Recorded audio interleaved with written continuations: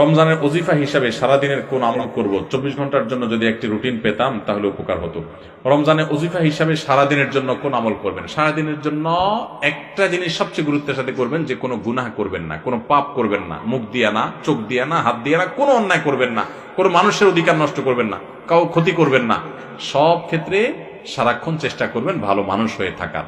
এর বাইরে বেশি বেশি কোরআন তেলাওয়াত করবেন। সবচেয়ে বেশি আমল কোরআন তেলাওয়াতের আমল। রমজান মাস কোরআন নাজিলের মাস, সেজন্য কোরআন তেলাওয়াত বেশি বেশি করবেন। এর বাইরে সুবহানাল্লাহ, আলহামদুলিল্লাহ, লা ইলাহা ইল্লাল্লাহ, আল্লাহু আকবার, ইস্তিগফার করবেন। মনে মনে হাঁটতে হাঁটতে আল্লাহর সাথে কথা বলবেন, দোয়া করবেন।